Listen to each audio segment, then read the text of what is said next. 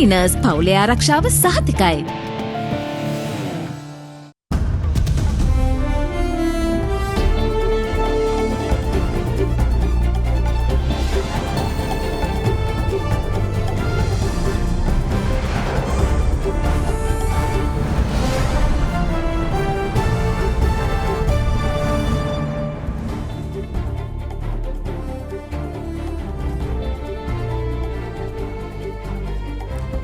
අයිබෝන වෙක්වන්නේ අද දෙරන මධ්‍යහන ප්‍රධාන පුවත් විකාශය සමගින් ප්‍රථමයෙන් අප අවධානය යොමු කරන්නේ පුවත් ශීර්ෂ පාඨ වෙතයි. දෛනික වැඩිම කොවිඩ් මරණ ඊයේ වාර්තා කරයි. ගත වූ දින 8 තුල පමණක් තහවුරු කළ මරණ ගණන 359ක්. සයිනෝෆාම් එන්න තවත් මාත්‍රා මිලියනයක් දිවයිනට. ගර්භණී කාන්තාවන්ටත් එන්නත් කරණය ආරම්භයි. සංචරණ සීමා කඩ කරමින් කැස්බෑවේ පැවති උපන්දින සාදයක් පොලිසිය වටලයි. කලුගුණික ආපදාවලින් මියගිය ගණන 21 දෙනෙකු දක්වා ඉහළට. ඉසේ සම පෝෂණය කර ඉසුරු ඉවත් කරමින් නැවත ඇතිවීම වළකයි. නව ක්ලියර් ෂැම්පූ. මෙරටින් වාර්තා වූ සමස්ත කොවිඩ් මරණ සංඛ්‍යාව 1800 සීමාව පසු කර තිබෙනවා.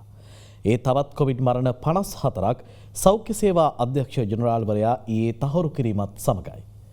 ඒ අනුව ජුනි මාසයේ ගත වූ දින 8 තුළ පමණක් සෞඛ්‍ය සේවා අධ්‍යක්ෂ ජනරාල්වරයා තහවුරු කර ඇති කොවිඩ් මරණ ගණන 359ක්. මේ අතර වයස අවුරුදු 35ට වැඩි බෝ නොවන රෝග හේතුවෙන් විවිධ සංකූලතා සහිත ගැබිණි මවුරුන් සඳහා පළමු වරට කොවිඩ් මර්ධනයෙන්වත් ලබා දීම අද ආරම්භ වුණා.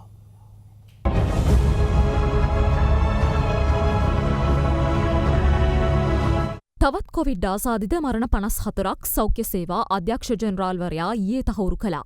රජය එකවර තහවුරු කළ වැඩිම කොවිඩ් මරණ සංඛ්‍යාව මෙයයි. මෙම මරණ පසුගිය මැයි 10 වනදා සිට ජුනි 7 වනදා දක්වා අතර කාලයේ සිදු වූ මරණ බවයි රජයේ ප්‍රවෘත්ති දෙපාර්තමේන්තුව සඳහන් කළේ. ඒ අතරින් 6 දෙනෙකු නිවසේදී මිය ගොස් තිබූ අතර 2 දෙනෙකු රෝහල්ගත කරන අවස්ථාවේ ජීවිතක්ෂයට පත්ව තිබුණා. මේ සමග මෙරට සමස්ත කොවිඩ් ආසාදිත මරණ සංඛ්‍යාව 1843ක් දක්වා ඉහළ ගොස් තිබෙනවා. දිස්ත්‍රික්ක 25න්ම කොවිඩ් ආසාදිතයන් 2682 දෙනෙකු ඊයේ වාර්තා වුණා. කොළඹින් 602ක්, ගම්පහෙන් 434ක්, කුරුණෑගලින් 270ක්, මඩකලපුවෙන් 222ක්, සෙසු දිස්ත්‍රික්ක 21න් ආසාදිතයන් 1109 දෙනෙකු වාර්තා වී තිබෙනවා. විදේශගතව සිට පැමිණි 45 දෙනෙකුද ඊයේ හඳුනාගත් ආසාදිතයන් අතරට අයත්. මේ දක්වා මෙරටින් වාර්තා වූ සමස්ත ආසාදිතයන් ගණන 2,10,661ක් දක්වා ඉහළ ගොස් තිබෙනවා. ඉන් 1,78,259 දෙනෙකු ප්‍රතිකාර සහ නිරෝධායන කාල සීමාව අවසන් කර ඇති නමුත් තවදුරටත් සක්‍රිය ආසාදිතයන් ගණන 30,558ක්. චීනයේ නිෂ්පාදිත තවත් සයිනෝෆාම් එන්නත් මාත්‍රා ලක්ෂ 10ක් අද උදෑසන දිවයිනට රැගෙන විත් තිබෙනවා. එම එන්නත් තොගය කොළඹ මධ්‍යම එන්නත් ගබඩා සංකීර්ණය වෙත ලොරි රථ මගින් ප්‍රවාහනය කෙරුණා. මෙම තොගයත් සමග මේ දක්වා මෙරටට හිමි වූ සයිනෝෆාම් එන්නත් මාත්‍රා සමස්ත ගණන ලක්ෂ 31ක් බවයි රාජ්‍ය අමාත්‍ය මහාචාර්ය චන්නජයසුමන මහතා සඳහන් කළේ. සයිනෝෆාම් පළමු මාත්‍රාව පුද්ගලයන් 43454 දෙනෙකුටත්, එහි දෙවන මාත්‍රාව ඊයේ පුද්ගලයන් 166 දෙනෙකුටත් ලබා දුන් බව වසංගත රෝග විද්‍යායකකය සඳහන් කළා. දෙවන මාත්‍රාව ලබා දීම අද කිරුළපනදී සිදු කෙරුණා. ඒ සියලු දෙනාටම අපි SMS පණිවිඩයක් ඊයේ දින වෙනකොට යවලා තිබ්බා. හෙට දිනේ ඉඳලා වැඩිපුර ස්ටේෂන් එකක් දාලා තියෙනවා සුගතදාස එහි එලිමහන් ක්‍රීඩාංගණේ.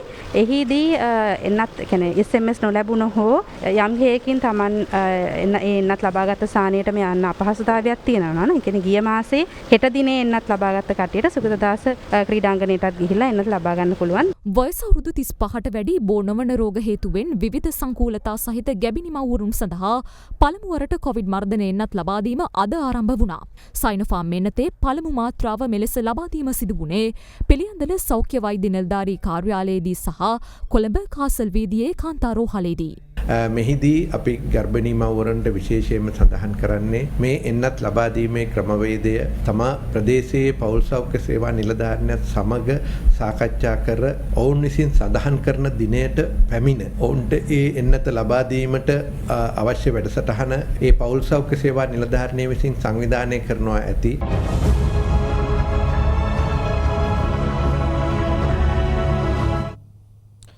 සංචරණ සීමා පනවා තිබේදී අත්‍යවශ්‍ය සේවා අනුමැති නවභාවිත කරමින් කොළඹට පිවිසෙන රථවාහන පරීක්ෂාවට ලක් කිරීම සඳහා හඳුන්වා දුන් වර්ණ ස්ටිකර් ක්‍රමය අද දෙවන දිනටත් ක්‍රියාත්මක වූයේ නැහැ. මේ අතර සංචරණ සීමා උල්ලංඝනය කරමින් කැස්බෑව ප්‍රදේශයේ පැවැත් වූ උපන්දින සාදයක් ඊයේ රාත්‍රියේ පොලිසිය විසින් වටලා ඇති අතර එහිදී කාන්තාවන් 5 දෙනෙකු ඇතුළුව පුද්ගලයන් 10 දෙනෙක් අත්අඩංගුවටගෙන තිබෙනවා. සංචරණ සීමා ක්‍රියාත්මක වන අද දිනේ පසුගිය දින කිහිපයට සාපේක්ෂව කොළඹට ඇතුළු වන වාහනවල යම් අඩුවීමක් දක්නට ලැබුණා. මේ කොළඹ නගරයට පිවිසෙන ප්‍රධාන පිවිසුම් කිහිපයක අද උදෑසන තත්ත්වයයි. කෙසේ වෙතත් අද දිනේ කොළඹට ඇතුළු වන කිසිදු පිවිසුමක වර්ණ ස්ටිකරයේ ඇලවීමේ වැඩපිළිවෙල ක්‍රියාත්මක වන ආකාරයක් දක්නට ලැබුණේ නැහැ.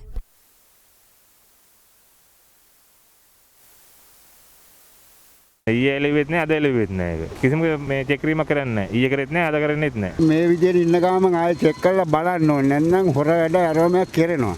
ස්ටිකර් වැඩේ නම් හොඳයි. ඉතින් කරදරයක් නැතුව යන්න පුළුවන්. ඇත්තටම අපි ඊයේත් කොළඹ ගියා සෑහෙන්න මේ වාහන ප්‍රමාණයක් යනවා ඉතින්. පෙරේදා නම් චෙක් කරා. දැන් ඊයේ අදයි දෙකේ නෑ. නෑ අපි පොලිසියේ. අද ස්ටිකර් ගෑවේ නෑ. කොහොමද පාස් එක තියෙනවනේ. මම හිතන්නේ ඒක ඇත්තට ප්‍රායෝගික දෙයක් නෙවෙයි කියලා මම දැක්ක කීප වරකම එයාගේ ඩොකියුමන්ට්ස් එක චෙක් කරන්නේ නෑ. නිකම්ම වාහන එනකොටම ස්ටිකර් එක ගැහුවා යවුවා. ඊට පස්සේ ආයේ වාහනේ කිසිම තැනක චෙක් වෙන්නේත් නෑ. සීමා දැම්මට වැඩක් නෑ. පේනවනේ වාහන යන තරම. පළවෙනි පාර ඉන්ද්‍රපීතිය දැම්ම අන්නේ වගේ නීතියක් තියෙනවා.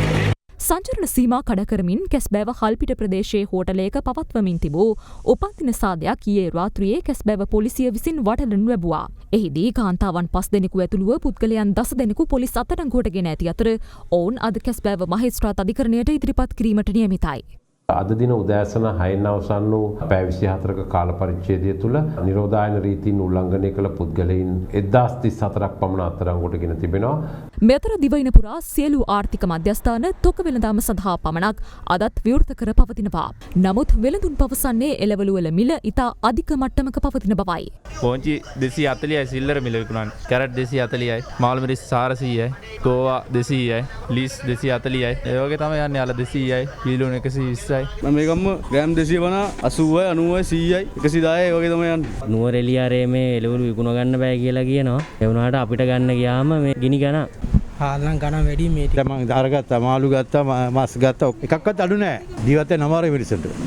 2022 වසරේ පළමු ශ්‍රේණියට ළමුන් ඇතුළත් කිරීමට අදාළ ඉල්ලුම් පත්‍ර යොමු කිරීමේ කාලය ජුනි 30 වනදා සිට තවත් මාසක කාලයකින් දීර්ඝ කිරීමට අධ්‍යාපන අමාත්‍යාංශය තීරණය කර තිබෙනවා. පවතින කොවිඩ් වසංගත තත්ත්වය සහ ආපදා තත්ත්වය සැලකිලිටගෙන 2022 වර්ෂය සඳහා පළවෙනි ශ්‍රේණියට දරුවන් ඇතුළත් කිරීමට අධ්‍යාපන අමාත්‍යාංශය ඉල්ලුම්පත් කැඳවීමේ අවසාන දිනය ජූනි මාස 30 වෙනි දින සිට මාසකින් දීර්ඝ කිරීමට තීරණය කළා තියෙනවා.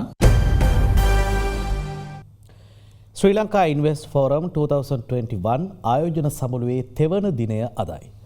මුදල් ප්‍රාග්ධන වෙළඳපොළ සහ රාජ්‍ය ව්‍යවසාය ප්‍රතිසංස්කරණ රාජ්‍ය අමාත්‍ය අජිත් නිවාඩ් කබ්ඩාල් මහතා අද සමුළුව අමතමින් ප්‍රකාශ කළේ වරාය නගරයේ සතු ශක්්‍යතා හඳුනාගෙන එහි ආයෝජනයට එළඹෙන ලෙසයි.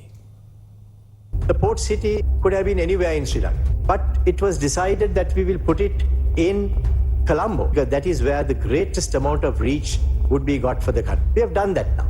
Land has been reclaimed, law has been passed, infrastructure is now taking shape.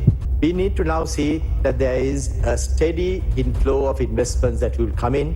We would find that Sri Lanka can benefit by at least a new GDP contribution of around $4.5 billion that will support this $80 billion economy in the first few years. Maybe in the next 5-6 years, it can generate as much as $15 billion into the Sri Lanka's GDP. So if you can get that right, you would see Sri Lanka's macro fundamentals changing rapidly. I invite all of you, please come. Look at the potential of the port city. It is a part of the growth story of Asia. We don't want you to miss. District 10කට බලපා ඇති අයහපත් කාලගුණික තත්ත්වය හේතුවෙන් මේ වන විට පුද්ගලයන් 21 දෙනෙකු මිය ගොස් ඇති බව ආපදා කළමනාකරණ මධ්‍යස්ථානය පවසනවා. මේ හේතුවෙන් තවත් පුද්ගලයන් 5 දෙනෙකු තුවාල ලබා ඇති බවයි එම මධ්‍යස්ථානය පැවසුවේ.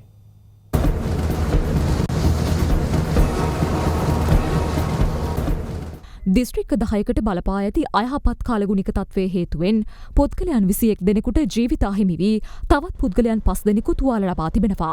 පවතින අපදා තත්ත්වයේ හේතුවෙන් මේ වන විට පවුල් 43890කට අයත් පුද්ගලයන් 1,72,132 දෙනෙකු විපතට පත්ව ඇති බවයි ආපදා කළමනාකරණ මධ්‍යස්ථානය නිවේදනය කළේ.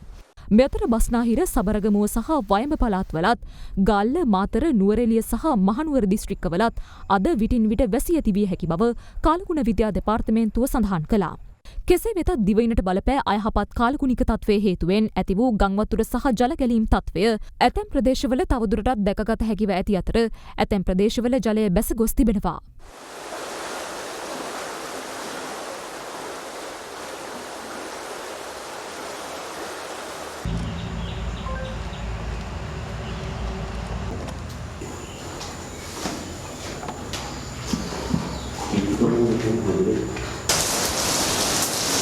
බොහෝ ප්‍රදේශවල ගංවතුර තත්ත්වය මේ වන විට සැලකිය යුතු ලෙස බැස ගොස් තිබෙනවා. කෙසේ වුවත් සමහර ප්‍රදේශවලට ඇතුළු වුණු ජලය තවමත් සම්පූර්ණයෙන්ම බැස ගොස් නැහැ. ඉතා සෙමින් බැස යමින් පවතින ප්‍රදේශ පවතිනවා. ගොඩබිමට ජලය ඇතුළු වන තරම් ශීඝ්‍රතාවයකින් ගොඩබිමෙන් නැවත ගංගාවට ජලය බැස යාම සිදු වෙන්නේ නැහැ. මේ තත්ත්වය සම්බන්ධයෙන් කලබල යුතු නැහැ. මෙතර පැවති ආපදා තත්ත්වයේ හේතුවෙන් විනාශයට ලක් වූ පාසල් දරුවන්ගේ පෙළපොත් නැවත ලබා දීමට අධ්‍යාපන අමාත්‍යාංශය තීරණය කර තිබෙනවා. අපි සියලුම දරුවන්ගෙන් දෙමව්පියන්ගෙන් ඉල්ලලා සිටිනවා ඔබගේ දරුවාගේ පෙළපොත් වලට හානියක් වෙලා තියෙනවා නම් තමාගේ පාසලේ විදුහල්පතිතුමා ඔතුමිය මගින් අධ්‍යාපන අමාත්‍යාංශයට දැනුම් දෙන්න. එවට නැවත අලුතෙන් පොත් ලබා දීම සඳහා වැඩසටහනක් අපි ක්‍රියාත්මක කරන්නට බලාපොරොත්තු වෙනවා.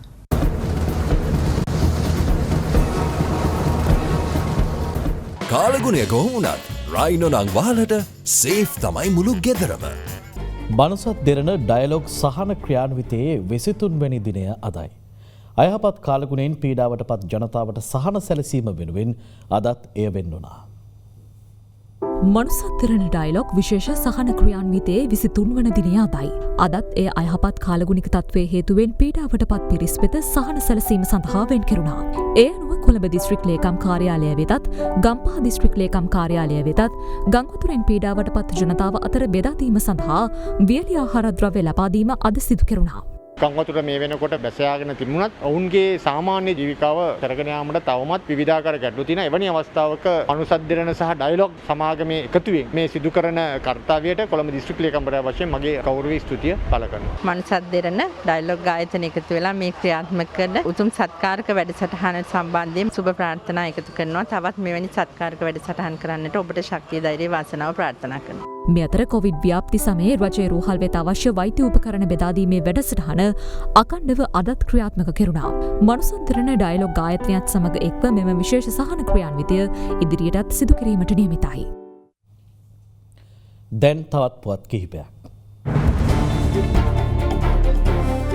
නීති විරෝධීව මෙරටට රැගෙන රුපියල් ලක්ෂ 2කට ආසන්න වටිනාකමකින් යුත් විදෙස් දුම්මැටි 3000ක් සමග පුද්ගලයෙකු බේරුවල චීනකොටුව ප්‍රදේශයේදී අත්අඩංගුවටගෙන තිබෙනවා. පොහොර තොග සඟවා වැඩිමිලට අලෙවි කරමින් තිබූ දඹුල්ල ගලේවෙල ප්‍රදේශයේ වෙළඳසැල් දෙකක් වටලා එහි තිබූ පොහොර තොග පාලන මිලට ගොවීන්ට නිකුත් කිරීමට මාතලේ පාරිභෝගික සේවා අධිකාරියේ නිලධාරීන් ඊයේ කටයුතු කළා. ගම්පහ මහරෝහලේ අධ්‍යක්ෂවරයාගේ ඉල්ලීම පරිදි වැලිවේරිය ව්‍යාපාරික ප්‍රජාව සහ වැලිවේරිය සිංහ සමාජය එක්ව රුපියල් ලක්ෂ 9ක් වටිනා ඔක්සිජන් ෆ්ලෝ මීටර් 38ක් ගම්පහ මහරෝහල වෙත පරිත්‍යාග කිරීම පසුගියදා සිදු කෙරුණා.